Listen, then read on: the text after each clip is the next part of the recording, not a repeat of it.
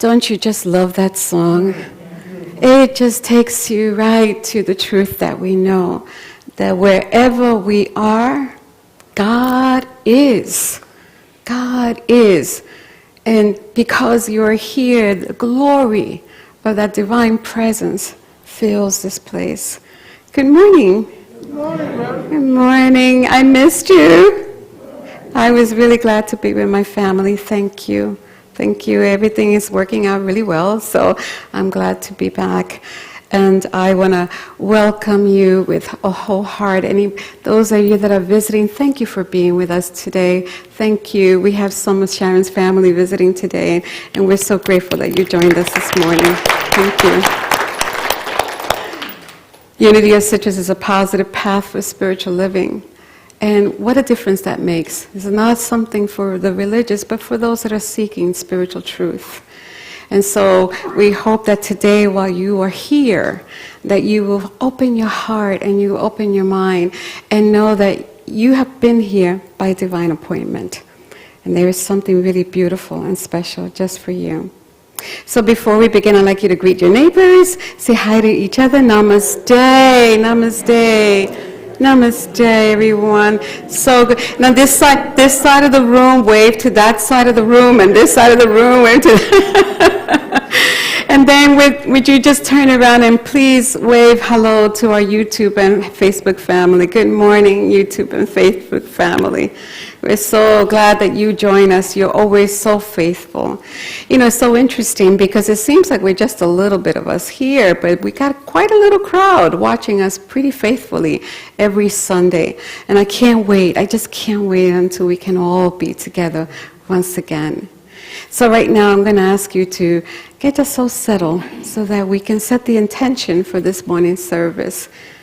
If you're comfortable, I would ask you to gently close your eyes. And take a deep breath. And allow that breath to settle you, to bring you right now to the right here moment. It's the only moment that is truly real. So we release anything that has already happened and we release the anticipation of what we think may happen.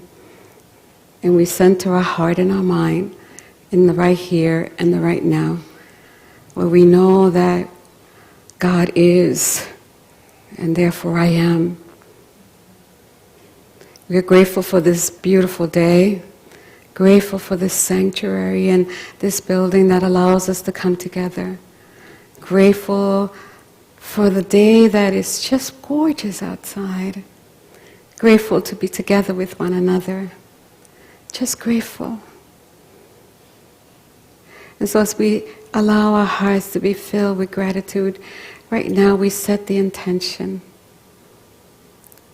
to allow our heart to be soft and open, receptive, and our mind as well.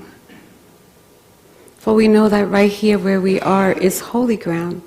Anywhere where we are is holy and sacred. And so we take these moments that we're going to be together as sacred moments, special. For it's in the joy of being with one another that we celebrate. And we say, thank you, thank you, thank you, God. And so it is. Namaste. Now, someone asked me the other day, what does Namaste mean?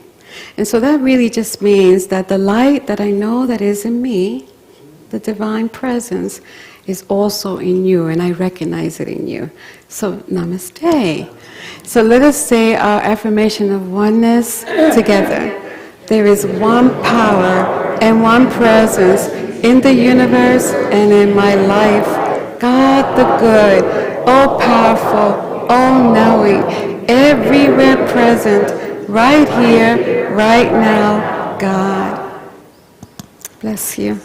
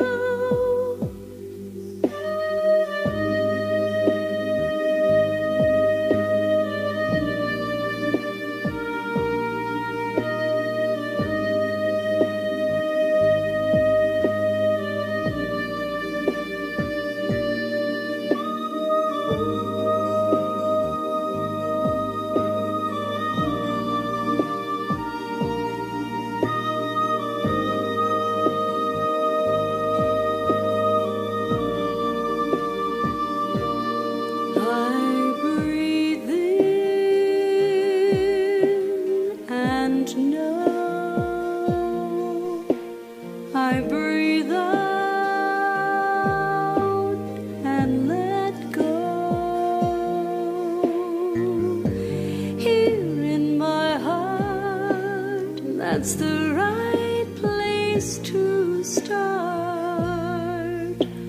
I breathe,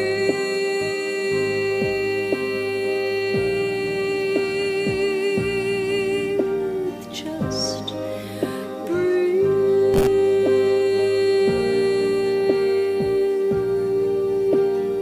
I breathe,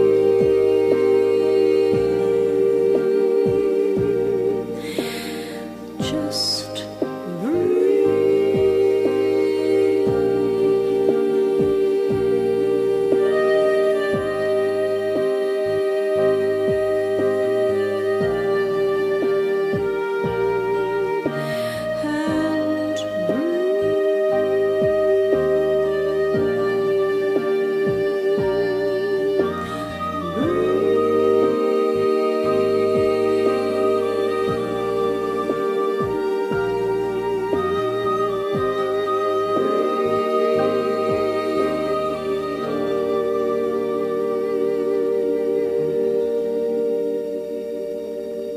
allow that breath to settle you, that beautiful sacred breath. As we enter our time together in meditation, I invite you to close your eyes if that feels okay with you. And find a place for your body to feel really settled, whatever that may be. Feet on the ground, perhaps your hands on your lap with your palms open, whatever feels comfortable for you. And breathe.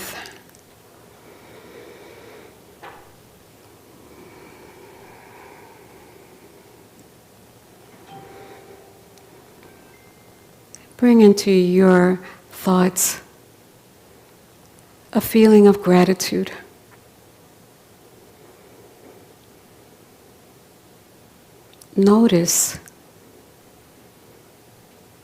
Notice where in your body that gratitude is, that feeling of gratitude.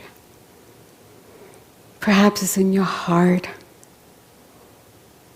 Perhaps it's in your abdominal area. Just notice it.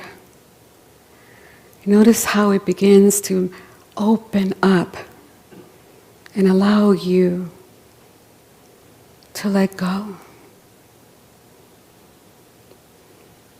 Notice the intensity of that feeling of gratitude.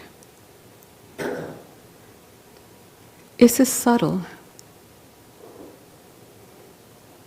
Is it expansive? Just breathe and notice.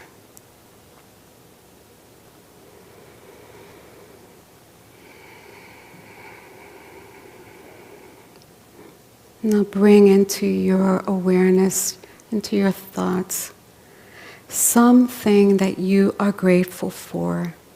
Something.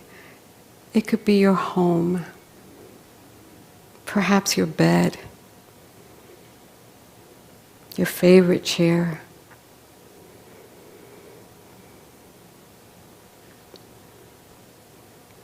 Bring that to your awareness. Feel gratitude in your heart. And quietly whisper, "Thank you."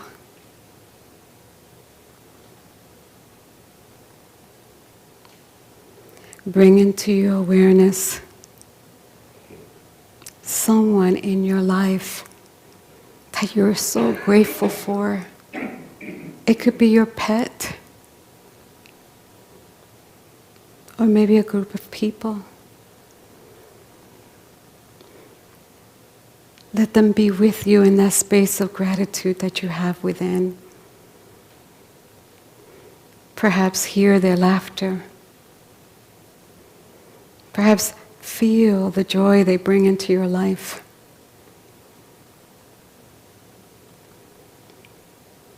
Breathe and say, "Thank you."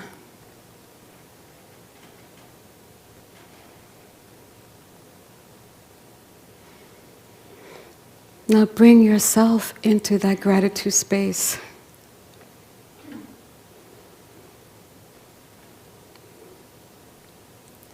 See the kindness that you give out to the world. See your compassion.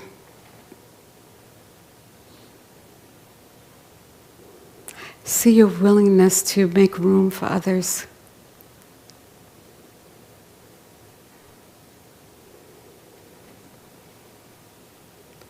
See how beautiful your light is shining.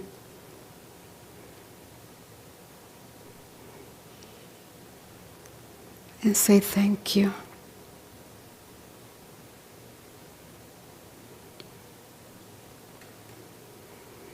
And now, in the stillness of the moment where we go into silence, I invite you to send all that stored gratitude out into the world, allowing it to shift the energy into one of appreciation as you wait in the silence.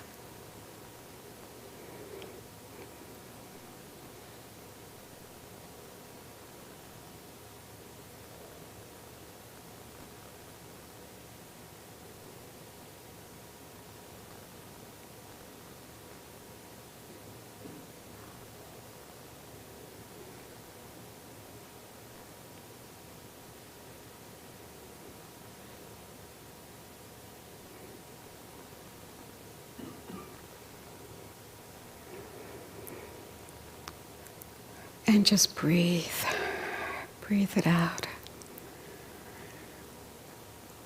Cultivate an attitude of gratitude every day, that you may see the many blessings that are around you, and for you to be a blessing.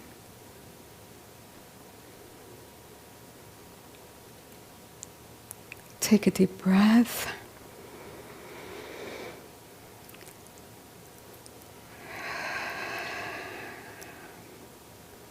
And when you're ready, open your eyes. I'm grateful for each and every one of you. Thank you. So today,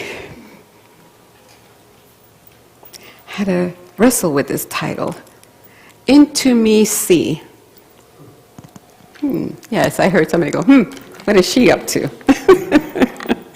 Into Me See is actually one of the chapters in Simmons' book that you cannot sleep through your awakening. I don't know, how many of you have ever heard of Dr. Hugh Len? He had this remarkable success curing the patients in a criminally insane ward in Hawaii without ever seeing them. You ever heard of those? Dr. Len, yes. When I first heard that story, I was so fascinated. How did he do it? How did he attain such amazing results? And he said that he did it utilizing the healing process of Ho'oponopono. Ho'oponopono. There we go. It's a Hawaiian practice that helps us with reconciliation and with forgiveness. So what he actually did when he was asked was that he would look at every single patient's file in his office, and then he would work on himself. What a novel idea, right? I'm looking at the patient's folder, I'm seeing what's the issue, and now I'm going to work on myself. And he said that he took responsibility for everything that was showing up, everything that he was reading, everything that he found in those folders. And then he went through the forgiveness process. He said, I was healing the part of me that created them. That's an interesting way of seeing things, isn't it? I was healing the part of me that created them. Something to think about in our atmosphere today. Dr. Len read each patient file, found the pain that was in his patients, And then he took responsibility for healing in himself. And he would begin by saying to his divine self, I love you. And then to the person that he was working for, I'm sorry. Please forgive me. Thank you. And he would say it over and over and over. In a period of 4 years, every single patient was cured. That's quite remarkable. The nurses and the attendants in the facility who would not want to come to work because they were afraid for themselves. I'm going to have to take this earring off because I hear it banging on my thing. They decided that they liked coming to work. Something shifted when he healed the pain that was within himself. He took responsibility for that pain. And then he chose to heal it rather than ignore it. I tell you, self-forgiveness is probably one of the hardest things that we'll ever do. It's just hard. Because first of all, we don't want to see the pain anymore. We want to ignore it. We want to hide it. We don't want anybody to see those wounds that we carry. So we cannot have self-forgiveness for ourselves until we face the wounds of the past. To be accountable for what happened and to take responsibility. And the thing is that no one can do it for you. No one. This is individualized work. Sometimes I hear that pain of the past or any hurt, guilt or fear or shame, that time will heal that. You ever heard that? Time will heal it.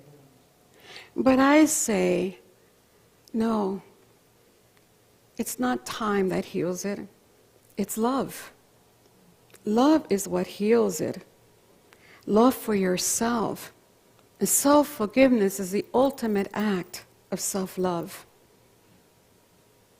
The unconditional act of self-love comes through this process when we decide that we are willing to once and for all heal the wounds of our past.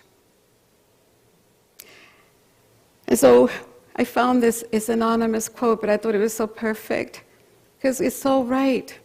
He says, forgive yourself for not knowing what you didn't know before you learned it. And it's so true. The process of self-forgiveness is so powerful. I mean, when you engage with it, sometimes you may need some guidance with it. But when you engage in it, when you decide, I want to do this, then it will help you release the power of those recurring memories and accepted false thoughts and beliefs that have had control over you. They keep surfacing, and we keep trying to bring them down. And self-forgiveness will lead you to a place of peace, of acceptance of yourself. It will restore your mind and it will soften your heart so that you can now begin to see more clearly others through the eyes of compassion. Because we all make mistakes, right? Anyone here never made a mistake? No, we all make mistakes. And guess what? We all in this human experience are going to experience pain. And we're going to experience fear. And we're going to experience rejection. And we're going to experience all kinds of suffering. And that's part of this spiritual journey. We're spiritual beings having a human experience. And every experience that we have is here to help us evolve. Sometimes pain helps us bring about the awareness that we are wise. Suffering brings the awareness that we're strong. So everything has purpose in this realm, working all together for your good all the time, though you may not understand it. So in the book, Simone shares a lot of personal stories, but she takes us through one story that demonstrates for us that how she took responsibility for something. And she says to us that responsibility doesn't mean finding fault.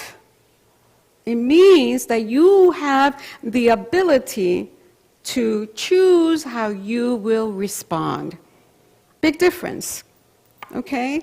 Responsibility is your ability to be able to respond. And you will respond according to the level of your consciousness.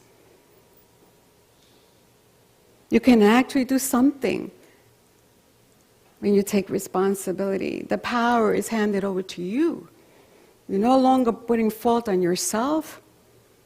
You're deciding, how am I going to respond to what happened? Can I face it once and for all? And this way, you, rather than staying stuck in the patterns of behavior that have kept you from having your good, patterns of behavior that are based on the unconscious acceptance of false beliefs and thinking that keeps running, like a movie in the back of your mind. Because what keeps living in that subconscious mind sometimes can cause havoc in our lives. We're not even aware.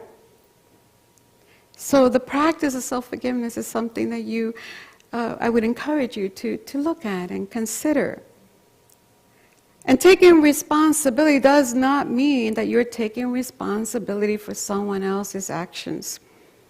Sometimes when we're doing the act of the forgiveness process, we take responsibility for how someone else felt. It's not about someone else. This is about you.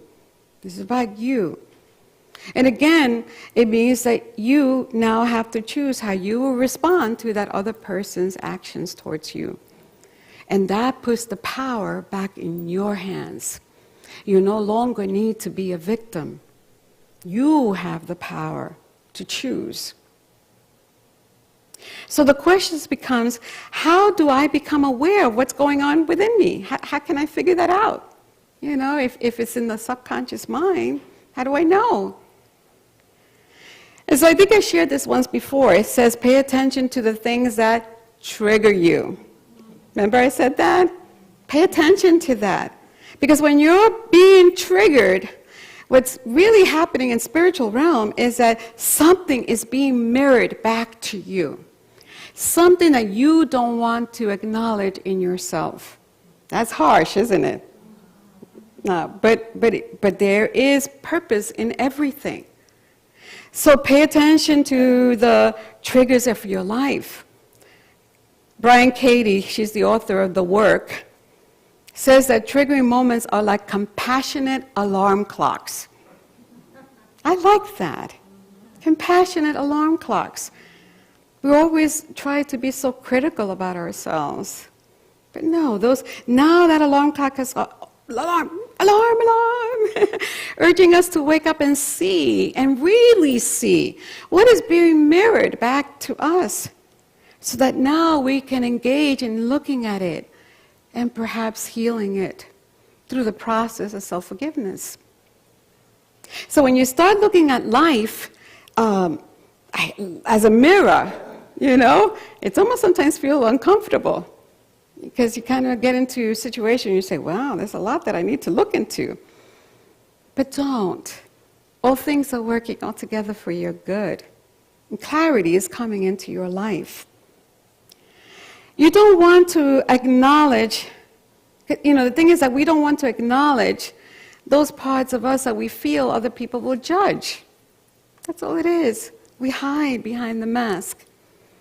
And we push that wound that was in our lives, or wounds, down, down, down. We don't want anybody else to see them.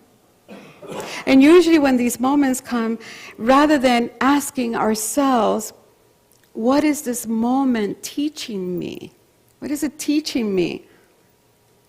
Rather than paying attention to how we are reacting, we lash out. We blame and shame the other. And we often push the golden moment, this opportunity of awareness to do some healing work very far away from our reach. And we miss the golden opportunity. The Spirit doesn't let us down. There'll be others and others and others and others until you deal and see and take responsibility and accountability for the wound that is in you. So Simmons, and this is how we heal our lives, and when we heal our lives, we will heal the world. So Simmons shares this story. I thought it was kind of funny because it's so relevant to what's happening today. She said she was watching a TV news program where a political person, the local news was showing how a local politician was corrupt and his actions were being, unfolded, exposed for everybody to see. And the more that they said about this politician, the more she stewed in that soup of, self-righteousness and indignation and condemnation and judgment. You been there? Yeah. I think we all have. All of a sudden, some are even yelling at the TV as if the TV could respond. So she found herself ranting about this behavior, believing that politician has sold out to corporate interests. What a rat. And without any regard, he did it without any regard, harming people and the environment in order to line his pockets. Boy, she was into deep condemnation. She was in it. And she said that it kind of felt good. It kind of felt good. She was in her little high sanctimonious horse, just pointing out all the things that were wrong. Boy, the ego just loves to do that. It just can't seem to get enough of it, But then, because she's been working on these red pill practices, she realized, oh my, something is happening here, and I am becoming aware. So she had like an awakening moment, She had fallen asleep for a moment, and then she woke up again and realized something is happening here. Something is being mirrored back to me that I don't want to see. It was a golden opportunity. The compassion alarm clock had sounded. And she could choose to ignore it and keep on ranting, or she could choose to find within herself where the wound was. And she chose the latter. She looked back into her life and she asked, when have I also sold out in the same way? She asked, when have I acted with callous disregard for the consequences of someone else? And she says that her memory bank provided what seemed to be like an endless supply of examples. Can you imagine? And the familiar feeling came rushing into her, feeling guilt and shame, and those words of judgment and condemnation, they start to surface within her. And she says that the ego-driven urge to pounce harshly, judge the politician, had boomeranged, and it aimed itself straight back towards my own behavior. Now it takes a lot of courage to look at yourself, right? So awareness is good, but I tell you, it's not good if you're going to beat yourself up. Okay? That's not what it's for. So, and we do that. We try to beat ourselves up, but no, that's not what it's for. These moments of awareness are inviting us to heal and to give us the gift that comes with self-forgiveness. When you find yourself judging someone, or you find yourself in that condemning mode, or you find yourself, categorizing people as good or bad, or whatever it is that's filling yourself up, pay attention, because something is being mirrored. Go within, find that the Spirit lead you to what is within you still that needs healing. So Simmons, she heard the compassionate alarm clock, and she said that something she knew she had to work on. And she woke up and made the choice to make the journey within, to go away from the chatter of the head, right down to the sacred space of her heart. And she felt, when she was there, such empathy for her younger self, such compassion. She recognized that her younger self had been doing the very best that she could with the resources that she had. She didn't know any better. Her misguided behavior had been completely, that little child in her, that misguided behavior is completely driven by her desire to find happiness. We all want to be happy. We all want to feel loved. And all the judgment that had earlier about herself, all the judgments that she had bottled down, began to melt into one big wax of compassion. Because you see, she realized that the younger self had been on an impossible quest. She was trying to find happiness out there. And happiness can only be found within. And she didn't know that. So suddenly, Simmons says that she began to cry. And she just got so filled with loving compassion. She said she almost wanted to embrace the child within her that had to endure all the pain and the shame and the guilt and the fear and the judgment. And she began to take her into her heart and forgive her. She realized that her younger self did not know what she now knows as an adult. Eckhart Tolle says you forgive yourself by realizing that nobody can act beyond their level of consciousness. As we grow, we know. We begin to know ourselves better. So Simmons did not excuse the politician. His actions, in her mind, were not righteous. But she was able to now see it differently. She felt compassion for him. She was able to see it more clearly. And then the judgment was no longer there. Self-forgiveness and self-compassion do not let us off the hook of bad behavior or behavior that's unacceptable. It doesn't. We always need to be accountable and responsible for the things that we put out. What self-forgiveness does is give us the power to release the energy that lingers around the traumatic experience, moments of our past, so that we can move through life less tethered, less weighted. She says that sometimes when we do this work, we're actually freeing the younger child that had remained frozen in the memory of what happened. So we can learn from what we did, and we can make amends. It's always the choice is ours. We can see ourselves through the eyes of compassion without condemning or judgment. And our inner child can eventually finally heal. And then we can bring it all together, all the pieces. Put them all together. Integrate them so that you feel that wholeness. That part of us that did all that hurting and lashing out and participated in destructive behavior can now be transformed into being more kind, more loving, more compassionate. Now here's the good news, because I always like to give you good news too. Well, whatever we reflect out there can be reflected right back to us. So if we reflect kindness and compassion and love and sympathy, then guess what we're going to get back? It'll be reflected right back to us. Jesus, before his spirit left the body, one of the words that he said, or the prayer he said, was, Father, forgive them.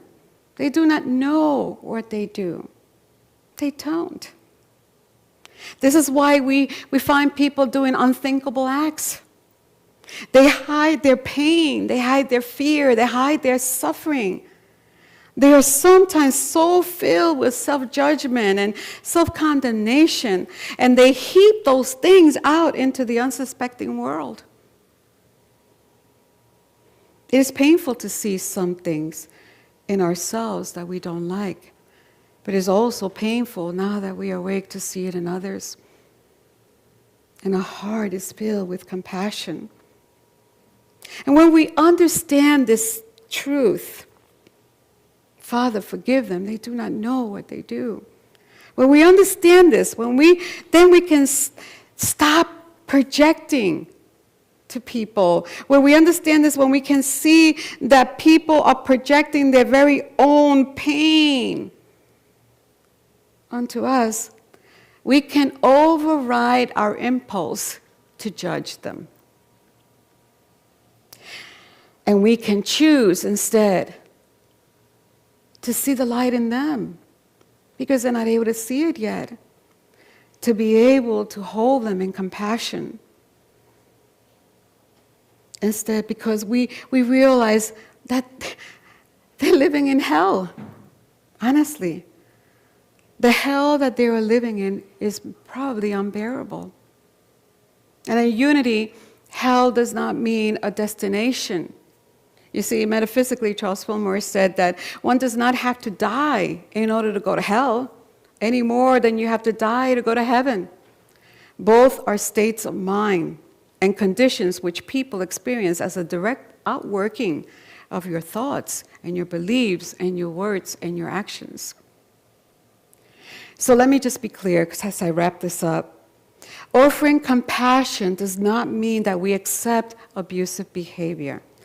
If someone is actually projecting their anger, their hatred, whatever it is, on yourself, know that you're not meant to be a doormat. You're not a doormat. So find a safe place. Walk away from it. Walk away from it. And when you're in a safe place, safe, quiet place, then maybe begin to not judge or condemn, but begin to go within. Go within. Remember that whatever is triggering us is a really good sign that is being mirrored to us so that we can heal it. So here's a because you see, lots of times, I don't know about you, but lots of times when I was growing up, there were phrases that were said to me that said, be a good girl, or that's not a good thing, and what you did was not nice. And all of a sudden, we began to feel that we were not good, that we were bad, that something was wrong with us. But that is not true. We are inherently good. You are created in the image and likeness of God. God is good, and you are inherently good. And you are not broken. You've never been broken, and you will never be broken. You are perfect and whole. You're the beautiful light and love of God. And anything else that doesn't align with that, it's not true. It's not true. So you can go back and you can heal the parts of you that were misled by the false thinking and the false beliefs that we accepted in this life. And I had to do that as a side because I know that lots of what happened in our childhood, in our past, continues to influence what happens now until we heal it. So here is a red pill practice. And for those of you that wonder, what is she talking about, red pill? Because you're coming in for the very first time. The series began with the story of the Matrix, where the main character is giving a choice to either take a red pill or a blue pill. And the red pill would awaken you, and the blue pill will keep you living in the unconscious state that you've been. So here's her red pill practice for self-forgiveness. When you find yourself judging another person, use that moment as an alarm clock, a compassionate alarm clock. Kind of ding, ding, ding in your mind, kind of see that. And become still. Find an example from the past of that same behavior within you. Choose to see if there is something there. And see how that behavior was an attempt to meet a need of some kind that you had. You had a need, and you made an attempt to meet that need, but that behavior was not the way to go. But you didn't know any better. And then allow yourself allow empathy to rise up within you for your earlier self, the younger part of yourself. And then be able to surround yourself with self-compassion and self-forgiveness as you begin to now just let go of judging that experience, or of condemning yourself, or putting all those false ideas about yourself. Let them go. Remember to return to the person you originally judged. And then see if you can see them differently. Forgive yourself doesn't mean that you don't take responsibility. You will take responsibility. It doesn't mean that you can do whatever you want without consequences. It doesn't mean that. It means that you have chosen to respond towards yourself with kindness and compassion, and that you've chosen to take that responsibility and face the consequences. If you can treat yourself with that love and that compassion, then you will be able to lavish that same love and compassion out into the world. Jesus said, "Judge not, lest you be judged." It's a very simple statement, yet so very profound. Because what you put out, whatever you put out, will return to you. So give yourself what you actually need. Give yourself that self-forgiveness. Forgive yourself. Do the forgiveness work. You know, when I was writing this, what occurred to me is that that in the end, forgiveness, all kinds of forgiveness, is really self-forgiveness. Think about that. All kind of forgiveness is really self-forgiveness. So this week, my prayer for you is that if you find yourself being triggered by something on TV, on the radio, or a coworker, practice not reacting. Practice maybe moving away and taking time to do that. Self-forgiveness work that we all need, all of us, including myself. We all need it. I started a new practice that has helped me, and maybe this will help you not to react. Whenever you find yourself in the company of someone that's pushing your buttons or something, imagine a rose between you. I don't know why it works, but it does. And then maybe walk away. Walk away and do the forgiveness work so that you can then be able to truly see as they really are, because they can't see it for themselves. Thank you, and namaste.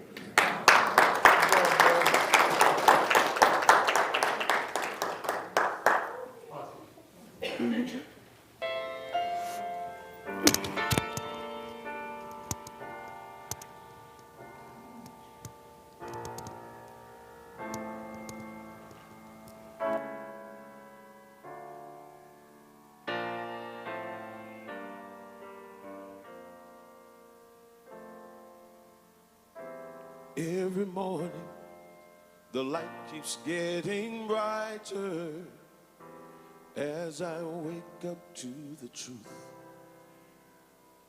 And every day, I'm feeling so much lighter, and the world seems fresh and new. What I was taught and the way that I thought stopped serving me long ago. Now I'm learning to trust in the God of all of us. Each day I start anew, and so I'm walking away from the thinking that held me for so long. Today is the day I walk away. I'm walking away from the path that led me to confusion.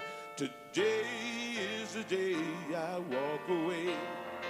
I'm walking away from the thinking that held me for so long.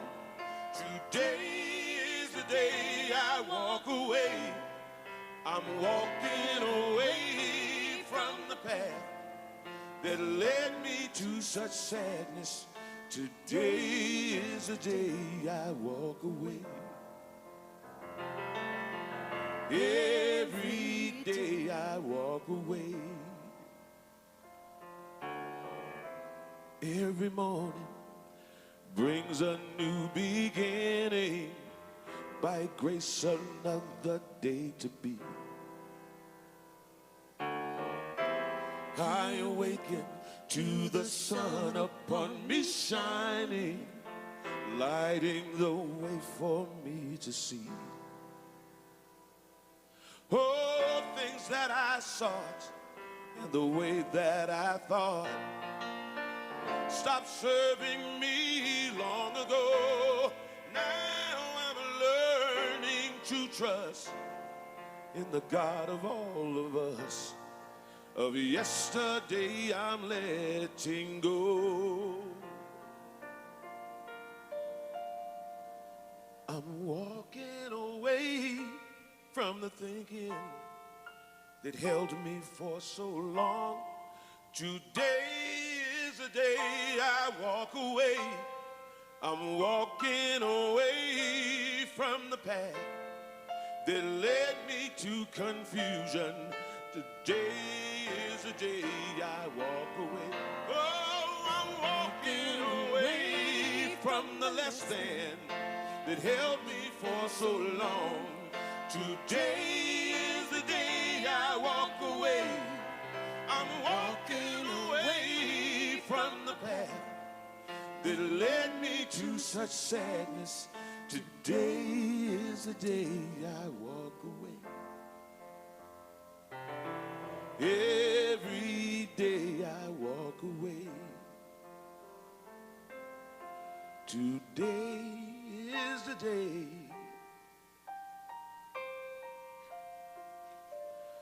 I walk away.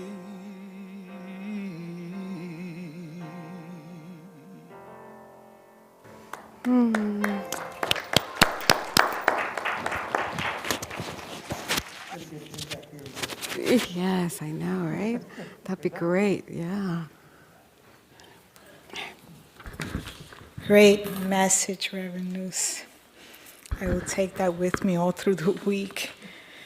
And great music selection. So now it's the time in our service when we give of our tithes, our offerings, and our gifts.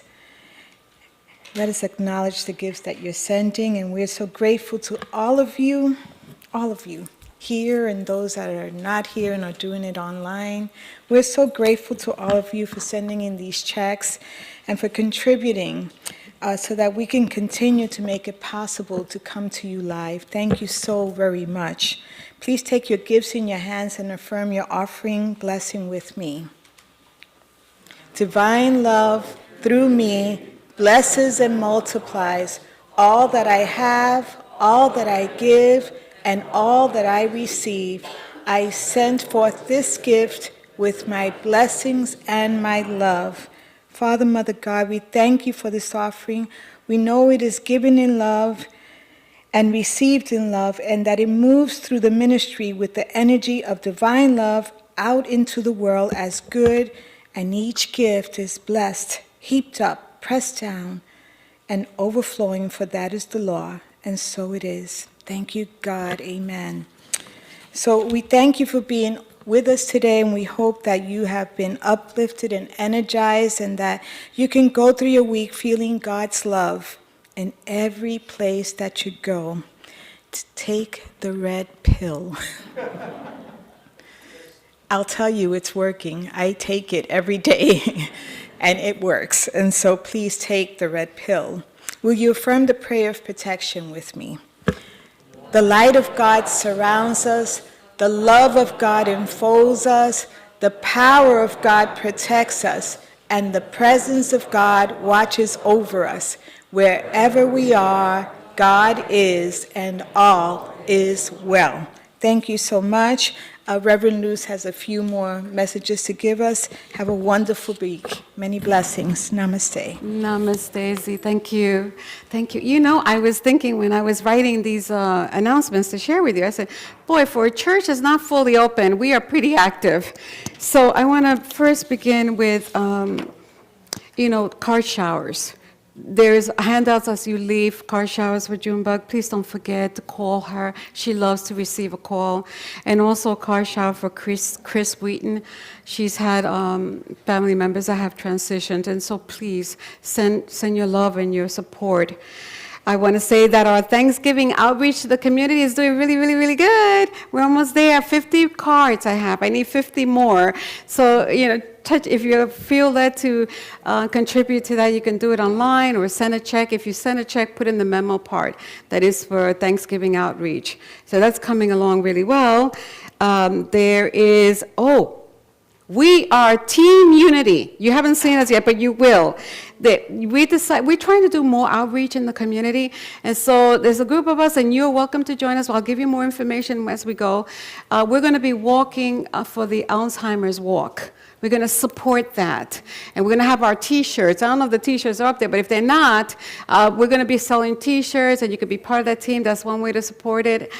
So just be on the lookout for that, because it'll be in the weekly wake-up.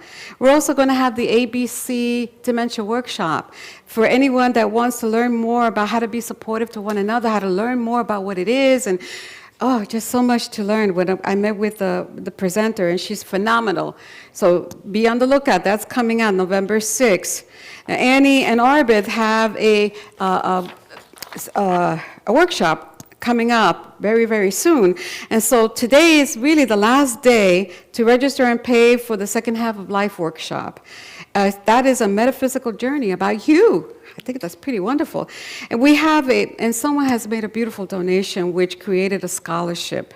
So if you're interested, please leave your name and email address with Annie and Arbith in the front of the lobby, and if you really want to receive that scholarship. And then don't forget this Unity Basics. That's for everybody, those folks that are new and not new, and anyone who wants to renew it, Unity Basics. And then one last thing, I'm trying to get everything in here. We're going to be having a special lunch in celebration of life for Mary Miller. And if you're attending, that's on October 24th, right after service. Please sign up in the lobby. CZ, she'll have the clipboard. We just need to know that so we'll know how much to order, in terms of the luncheon, okay? And I love and bless you. Have a wonderful week, and I will meet you out there to greet you. Thank you. Okay.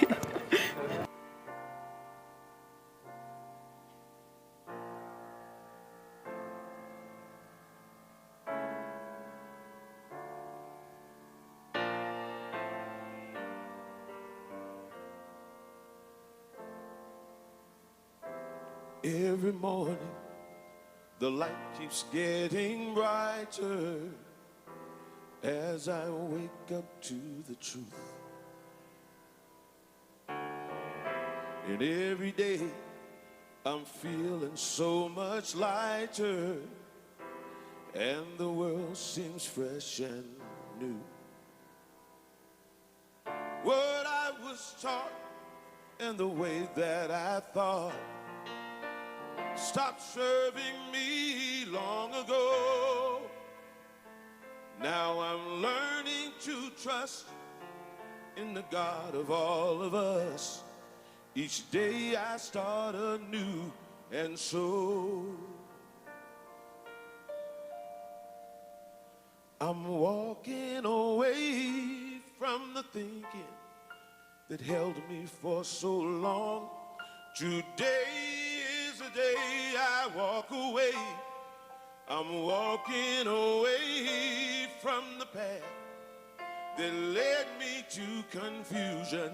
Today is the day I walk away.